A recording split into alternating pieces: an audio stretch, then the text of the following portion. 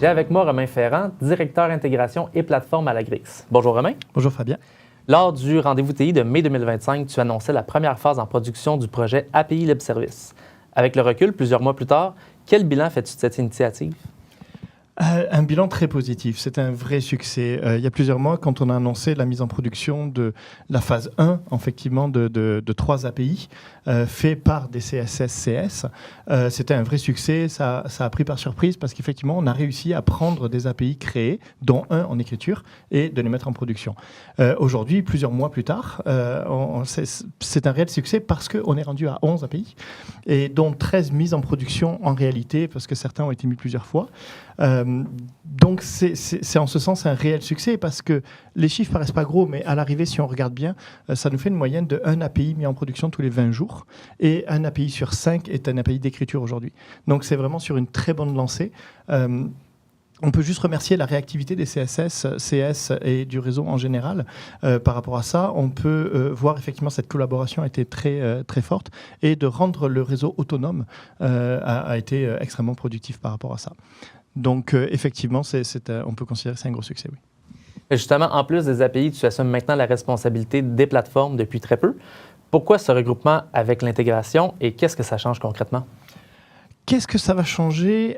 En fait, quand on regarde l'ADN des plateformes, c'est extrêmement aligné avec l'intégration. On va avoir les mêmes pratiques, les mêmes partenaires. On a le même ADN, en fait. On va travailler dans la même direction. Donc, en fait, c'est très positif de les avoir mis ensemble pour avoir cette vision et s'aligner tous ensemble.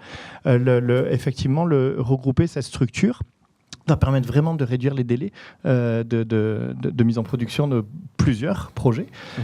Et puis, on va pouvoir aussi livrer des solutions bout en bout. Donc, extrêmement positif pour le réseau et pour la Grix. Et avec cette nouvelle direction intégration et plateforme, comment entends-tu structurer la direction pour réussir cette transformation et surtout, comment vois-tu le futur? Donc, on a fait en 3 niveaux. Le niveau vraiment opérationnel qui va se faire par sprint de 3 semaines, de la façon que l'agile fonctionne. Mais on va effectivement mettre aussi un niveau produit qui va permettre d'avoir une planification trimestrielle de 3 mois. Quelle valeur ajoutée on va donner dans 3 mois concrètement? Qu'est-ce qu'on va mettre? Et puis surtout, on a fait une vision stratégique de 3 ans. Ça, elle se fait avec l'équipe, en collaboration avec les autres secteurs, en collaboration avec la direction, en collaboration évidemment avec le réseau. On va essayer de voir quelle va être la vision de 3 ans. On a appelé ce comité, on a appelé ce comité vision et valeur parce qu'on va avoir une vision de 3 ans et une valeur ajoutée dans 3 ans. Donc, on s'aligne un peu comme un phare qui va nous guider pour les 3 prochaines années. Ce phare, on s'aligne évidemment vers un écosystème ouvert qui sera maîtrisé, évidemment, sécuritaire. On part dans cette direction. Et on espère effectivement que tout le réseau va collaborer avec nous. Je suis très impatient de voir comment ça va donner parce que l'idée, c'est encore une fois de livrer plus vite, de livrer mieux et de livrer ensemble, effectivement. Et tout ça est super intéressant.